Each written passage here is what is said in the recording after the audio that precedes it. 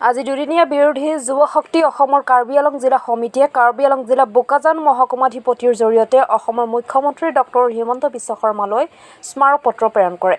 স্মাৰক পত্ৰ যোগেদি মুখ্যমন্ত্ৰী জনায় যে ৰাজ্যত প্ৰতিদিনে বৃদ্ধি হোৱা সামগ্ৰীৰ মূল্য বৃদ্ধিৰ লগতে লাইন বিল, ঔষধৰ মূল্য বৃদ্ধি, টোল গেটৰ কৰ বৃদ্ধি লৈ অসমৰ মুখ্যমন্ত্ৰীগৰাকীক এই বিষয়ৰ পদক্ষেপ গ্ৰহণ কৰি অসমৰ জনসাধাৰণক সকাহ দিবৰ বাবে স্মাৰক পত্ৰৰ যোগেদি দাবী জনায়।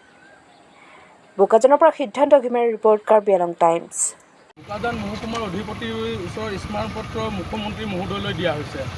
আপোনাৰ দিনে দিনে আপোনাৰ যিসমূহ আপোনাৰ বিদ্যুতৰ পৰা আৰম্ভ কৰি আপোনাৰ টোল গেটৰ কৰ আদি আপোনাৰ ইত্যাদি বৃদ্ধি হৈছে আৰু আপোনাৰ চাব গ'লে আপোনাৰ টোল গেটৰ কৰ ইমানেই বৃদ্ধি হৈছে, যিসমূহ আপোনাৰ আহিব আপোনাৰ সামগ্ৰী খোৱা বস্তুৰ পৰা আপোনাৰ শাক পাচলি আহিব বা অন্যান্য আপোনাৰ জনসাধাৰণৰ ৰাইজৰ কাৰণে যিসমূহ আহিব, তেওঁলোকে আপোনাৰ কি হ'ল, আপোনাৰ জনসাধাৰণৰ মানুহে কিনি খালে তেওঁলোকে কৰ অধিক দামত আপোনাৰ তেওঁলোকে বিক্ৰী কৰিবলগীয়া হৈছে।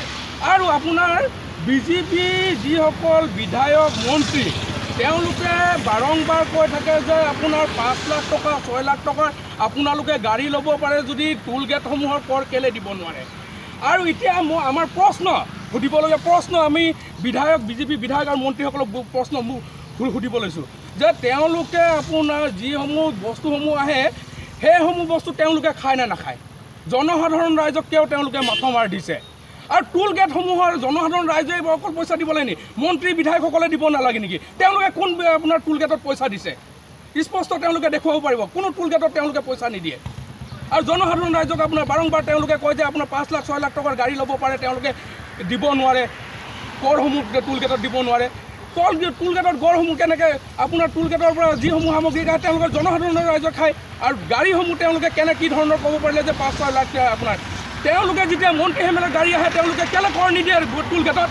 আৰু বিদ্যুৎ আপোনাৰ মাচুল বাৰম্বাৰ আপোনাৰ বছৰে বছৰে বৃদ্ধি, মাহে মাহে বৃদ্ধি কৰি আছে, খোৱা সামগ্ৰীকৰ দাম বৃদ্ধি হৈ আছে।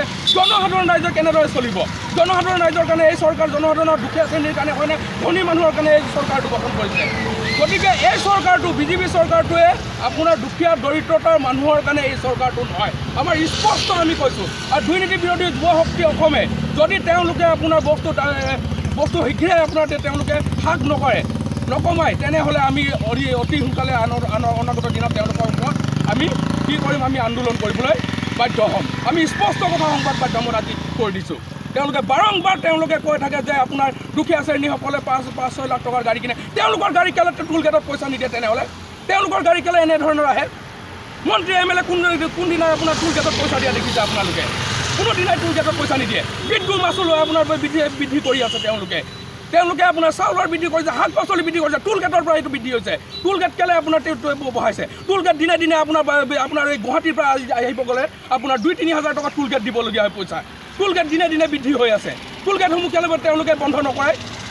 পাঞ্জাৱত আপোনাৰ বন্ধ হৈছে, ইয়াত কেলৈ বন্ধ কৰাব নোৱাৰে অসম চৰকাৰে? বাৰম্বাৰ তেওঁলোকে টোল গেটৰসমূহ